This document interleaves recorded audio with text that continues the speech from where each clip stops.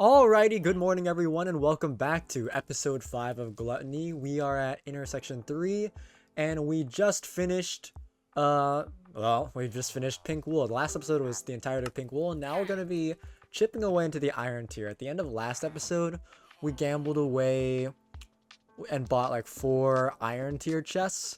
And in this intersection, you can only buy the normal tier 3 chests and not the great tier 3 chests. And that's because you're going to be in this tier for a pretty long time. And that right there is going to be the new mob of that we're introducing around here. It's the Mace Piglin. And if you didn't know, mobs can actually use maces, like exactly as you might expect the behavior to be.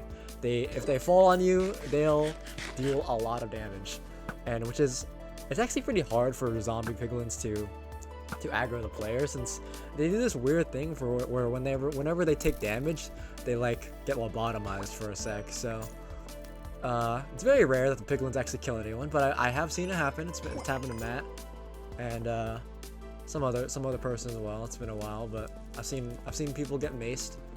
But anyways, this is the area that I made with BSM, but more on that later. First, we'll talk about this chest, this preset chest. One of the few preset chests that it's a trapped chest actually, and it has real items in it. It's got emeralds, golden apples, and weakness potions, and that's because once you eat the first 7 wolves up to white through pink, the nats change to allow zombie villagers with axes to appear in the nat pool. And it's not against the rules to cure villagers on this map. And unfortunately, TJ never cured villagers on this map. I really wanted to see it happen. And that's because when you cure villagers on this map, they actually blow up when they're finished curing.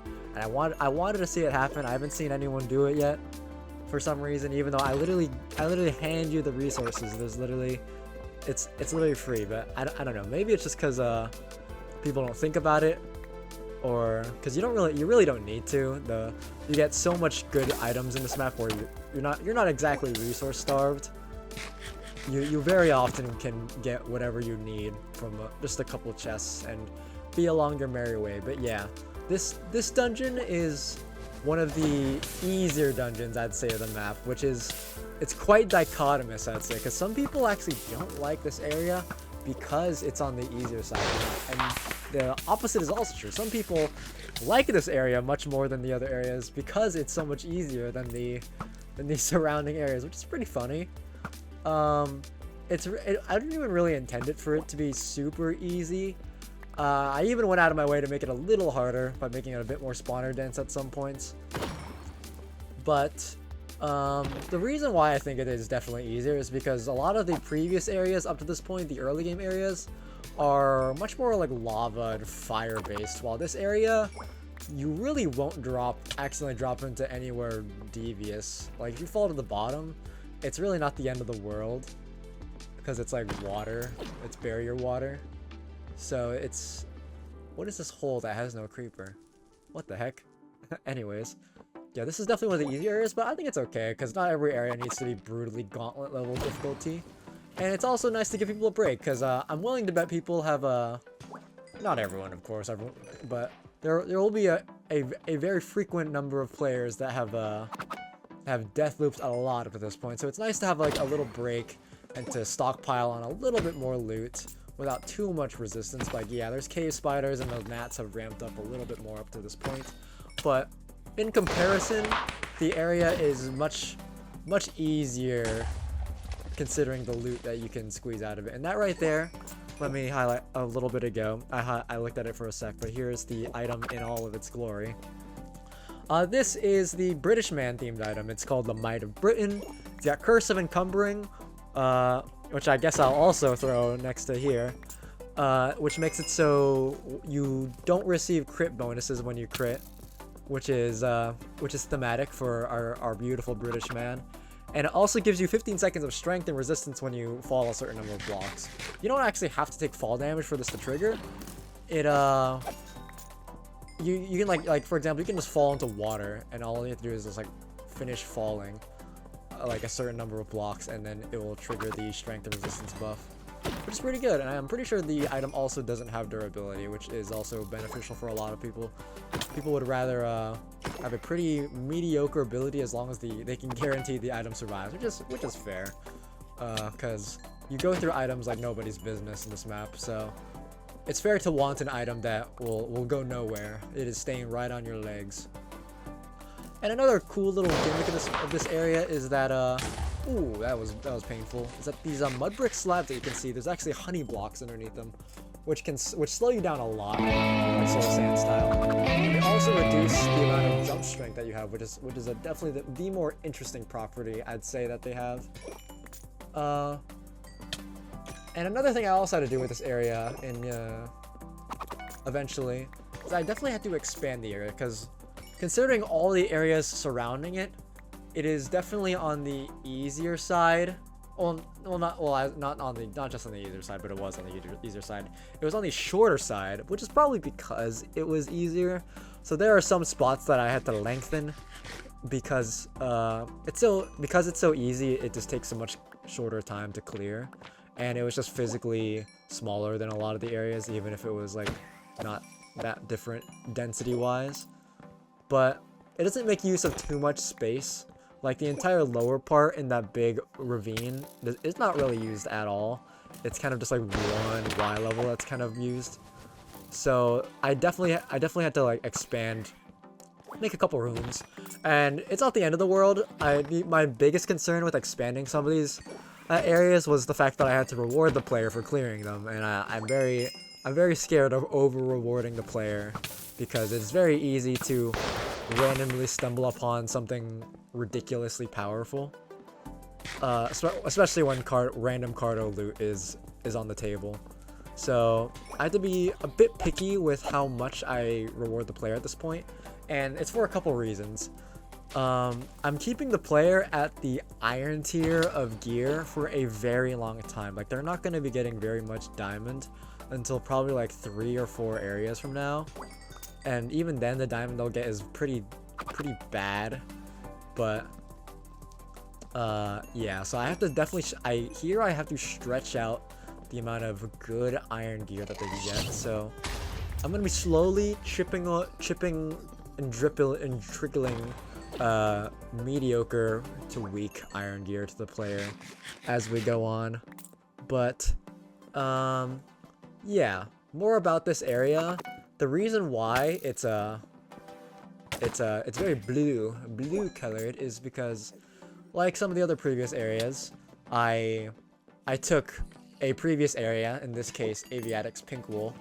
I picked 2 blocks, like a handful of blocks from there, and then I reused them in this area and expanded on the block bar a little bit. In this case, it was the blue terracotta and light blue terracotta in the walls of Aviatic's area. Here's where they are, and I took those 2 blocks. I brought them over to this area, and I made like a sort of cave palette, blue terracotta, light blue terracotta cave palette out of it. And then I continued with the bluish block var by using the warped wood and cobblestone. And then I also reused the blue glass and purple glass over end rods that I've used in 2 maps before, in Dreadstone, which is a very old jam map I made with Dave Mappa, and in my Divinity's End area. It definitely complements the blue color palette well, and you know what's wrong with that. And this area is and the next area is where blazes start to become a bit of a more prevalent threat in this map for a lot of people for a few reasons. This is where they start becoming more commonly the big blazes. And that right there was the cat. If you saw that cat, that is a British man's tuxedo cat. It has quite a lot of thorns. I don't really recommend hitting or petting the cat, but by all means, if you want to give it a shot, go ahead.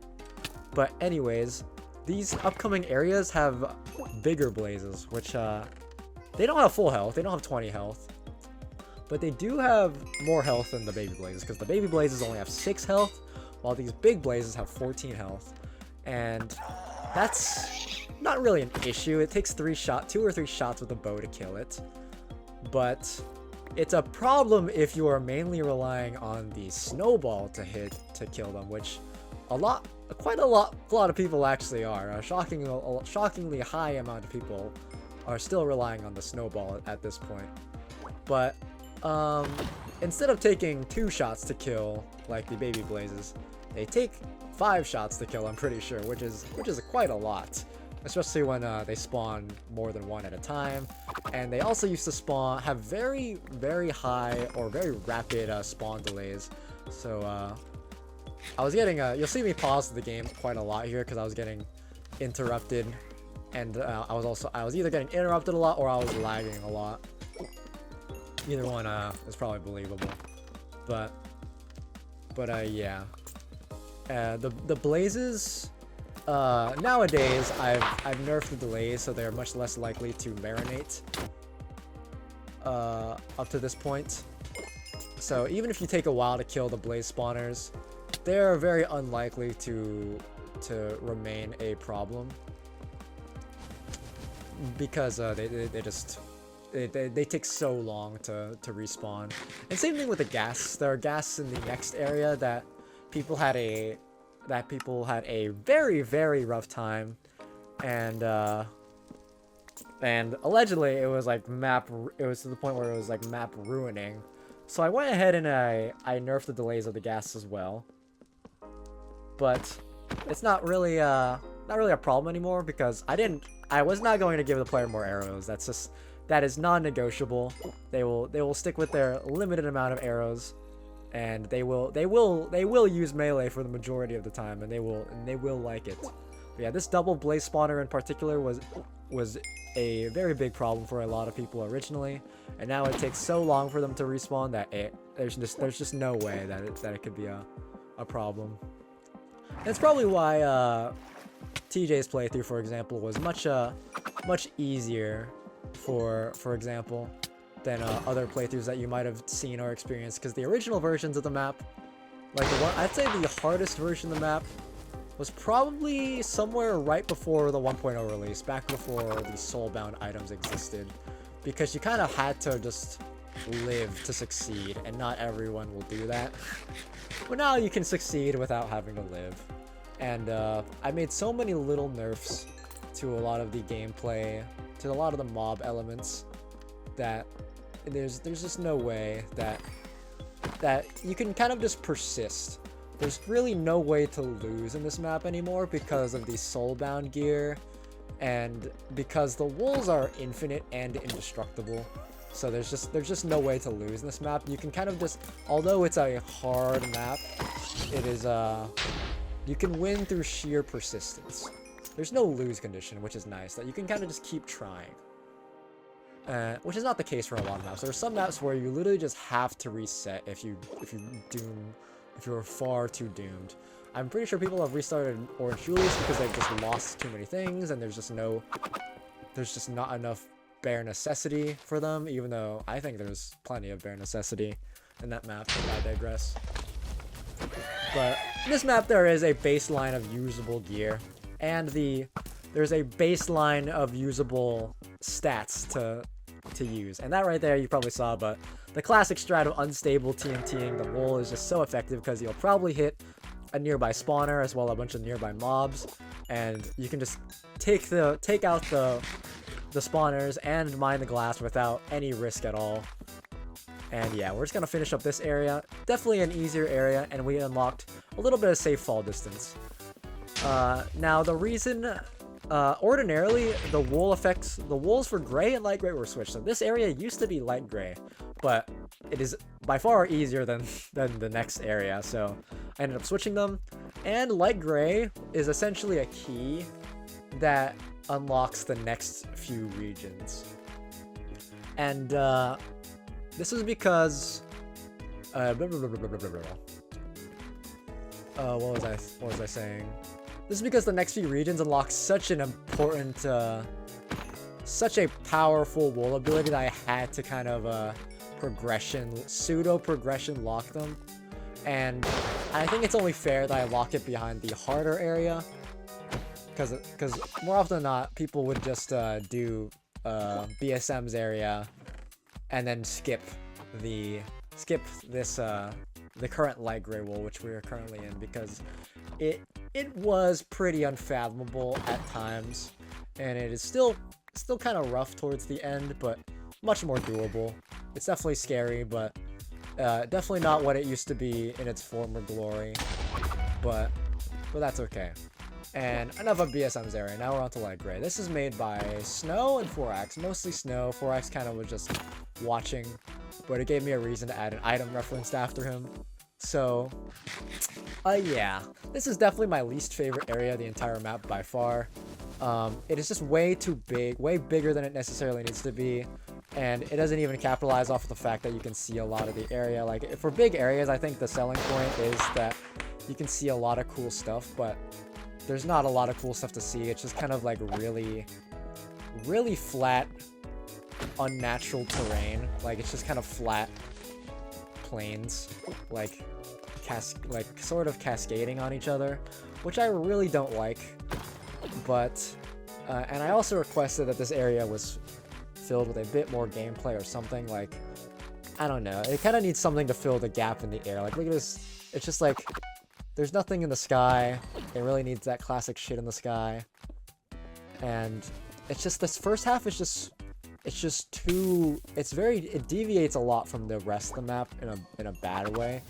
It's just too uninteresting, this first half, for me, in my opinion. If it was just the second half, I think it would be much better, but that's okay. We learn from our mistakes.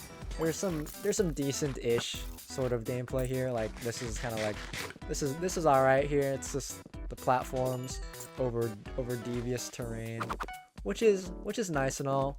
I honestly would have preferred if it was just like completely lava. There was no moss sections. It was just kind of platforms over lava leading up to the second half, but that's okay. Yeah, you'll live and you'll learn. Some people like this first half more. Oh, and that's a cool trick that you can do with wind charges. If you have extra block reach, you can wind charge and spam blocks, and you can hyper pillar. It's very cool. But yeah, some people like this first half more, and some people like the second half more. It's because this first half is very easy and uninteresting in my opinion. But oh, we fell down there. I think we just stopped holding W at the wrong time. But I think it's actually beneficial to us that we stopped holding W, because there's actually a trap up there.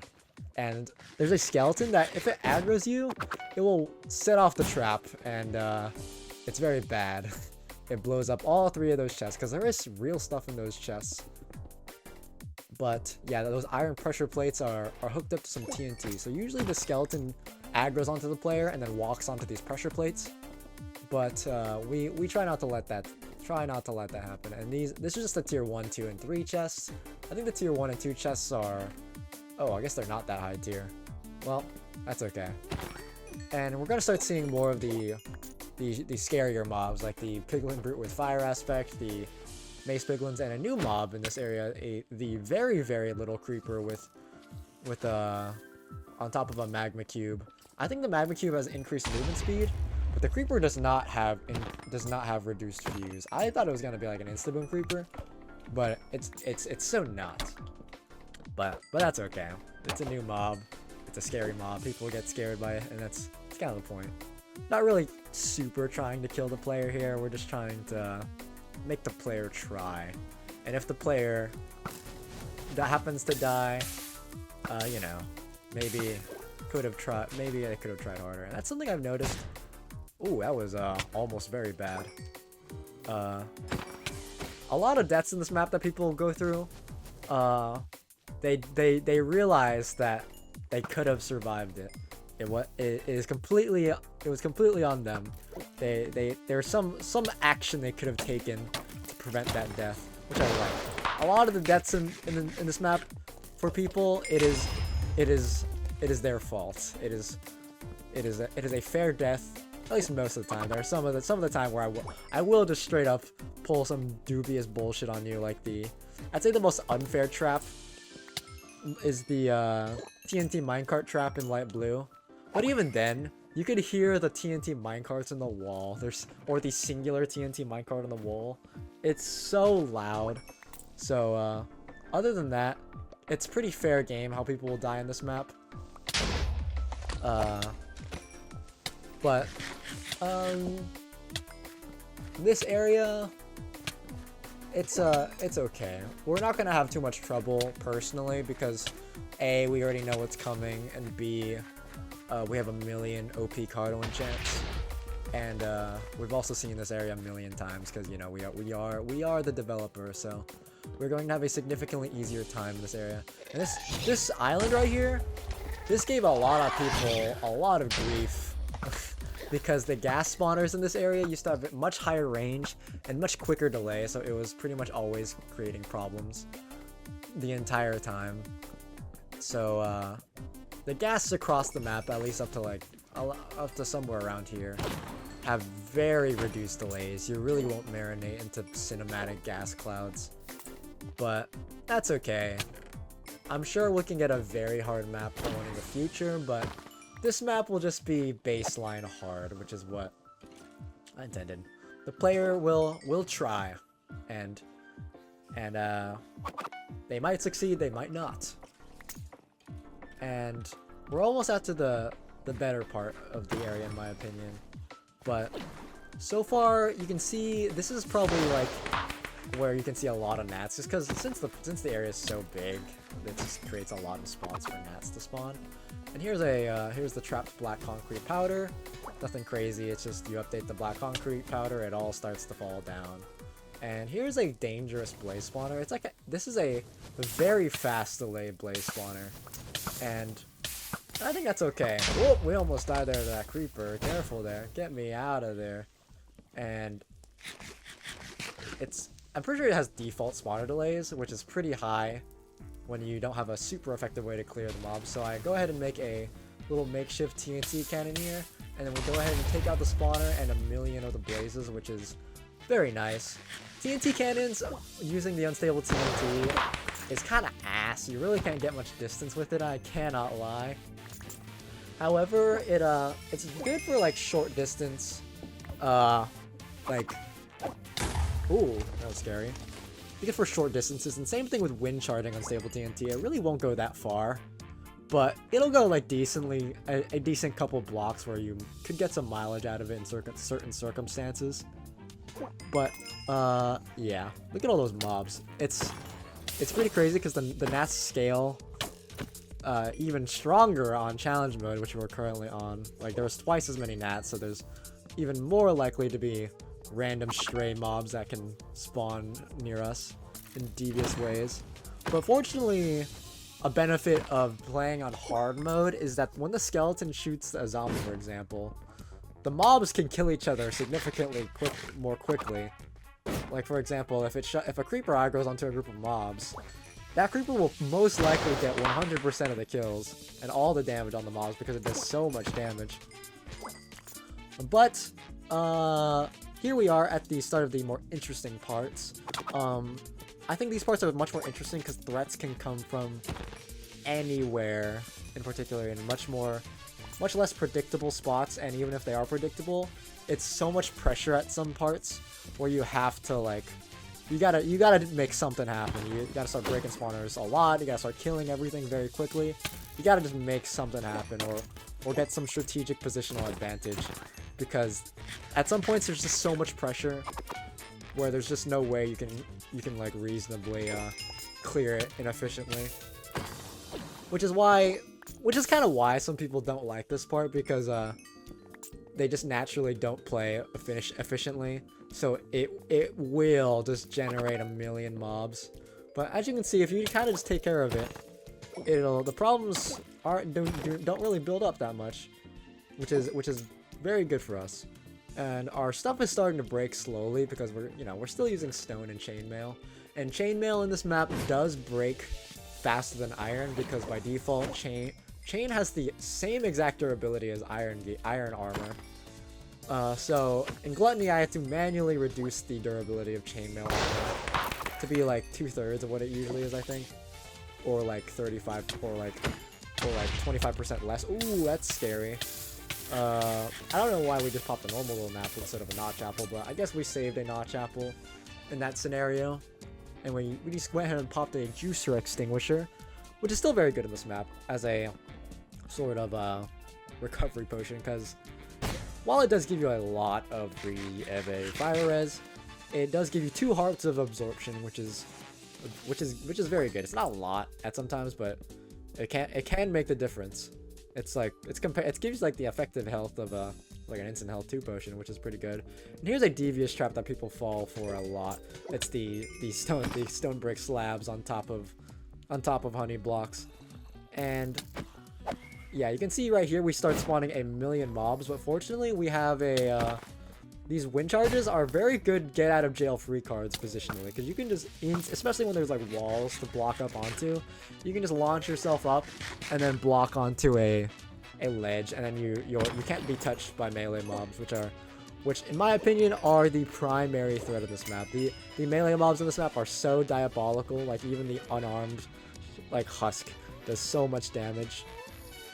So we kind of have to pay attention here. And here's what I'm talking about, like, just those melee mobs were threatening us, but now we're also spawning gas. And these gas spawners were a massive problem in previous versions of the map, because not only were they spawning a lot, but the target blocks attached to TNT that were next to them, they didn't even completely blow up the spawners. Like when you shot the TNT and it all blew up, more often than not, the gas spawner would still be there, which is pretty funny. Obviously that wasn't the intention of whoever, I don't know who plays the gas spawners. I'm guessing it was Snow or something. But I just added a fuck ton more TNT, which it does give it a small risk of TNT cannoning a piece of TNT at the player, but it does guarantee that the gas spawner disappears. And here you can see we go ahead and pop another notch apple, because we start getting a bit more into disadvantageous positions. So it's about time we give ourselves a bit more of an advantage.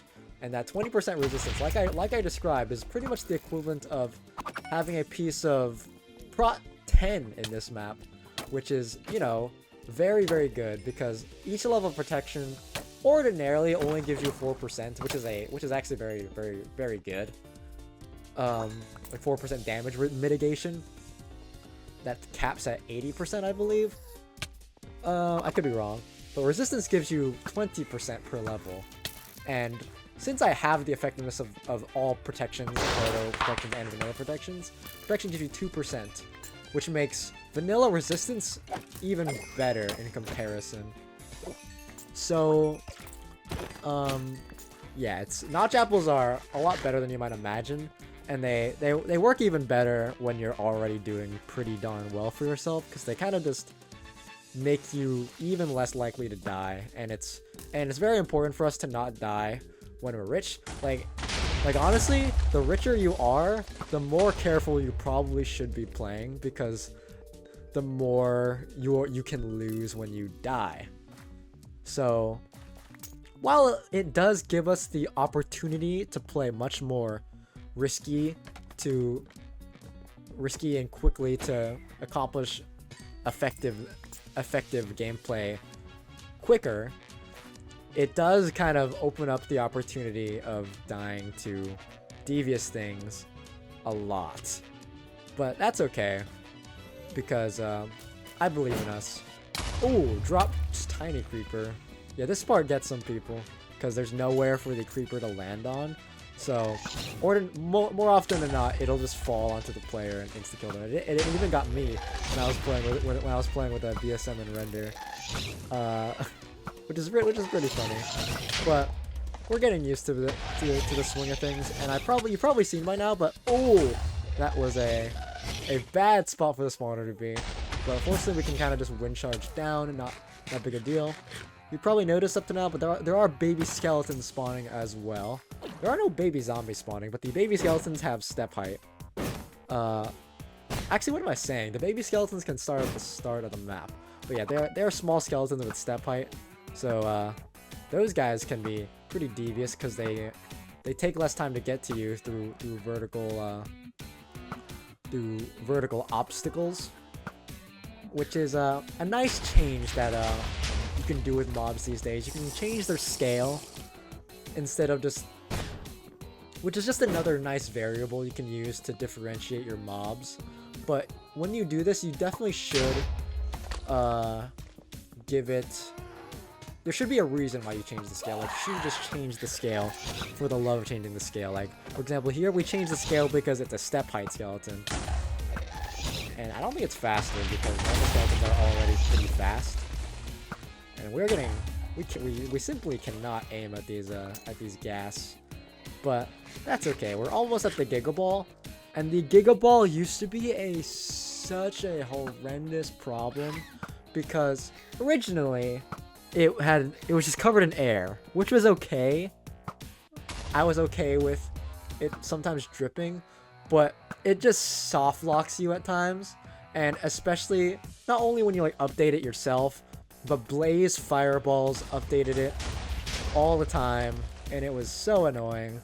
And like random stray fireballs, like gas fireballs, also tended to update the lava, which was also horrendous. And so I ended up covering all the lava in that area with Structure Void, which is a reasonable solution in theory. But Structure Void can be mined by people in survival mode, so people would accidentally mine the Structure Void, and then the lava would come pouring out anyways. And then finally, I settled on this funny block called Moving Piston. It's an indestructible, invisible block that you cannot place blocks over, you cannot blow up, you cannot mine.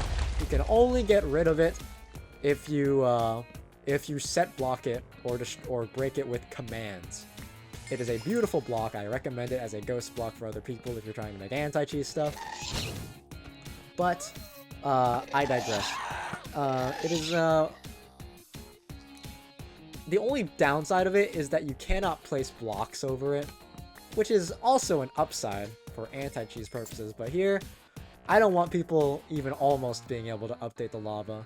So any air block that was exposed to lava around the Giga Ball is now covered in a moving piston block, which hopefully people cannot update. And not because I want them to die or anything, but because it is horrendous to get through as the player. So for their sake, hopefully they don't update it. But yeah, we're almost at the end. But once you actually get inside the Giga Ball, it's not that big of a, it's honestly not pretty easy. There's like 2 of these creeper magma cube spawners and like 1 blaze spawner. But other than that, it's not that big of a deal. We just need to bridge up to this this wall. And yeah, I got rid of the structure void next to these lava blocks because I needed the player to be able to access the wall. And here's the poison immunity, and it's kind of the key for the next dungeons. You need to eat it because when you are in cyan and purple, you get poison permanently. Like, I could have added poison water, but no. It's just the entire biome in those dungeons gives you poison. But yeah, there's also an item that you can get that I'll get in a sec. Right here, I'll show what it does. It gives you invigorated and lifeblood, which for the golden apple in an item frame. 4x reference item. But yeah, that item, it'll cause some problems later on. I'll show you guys in the next episode. But it's a good item because it just increases the amount of healing that you get from all sources: food, healing, regen, and it gives you absorption when you kill a mob, which is good. But anyways, that is the end of those 2 areas. See ya.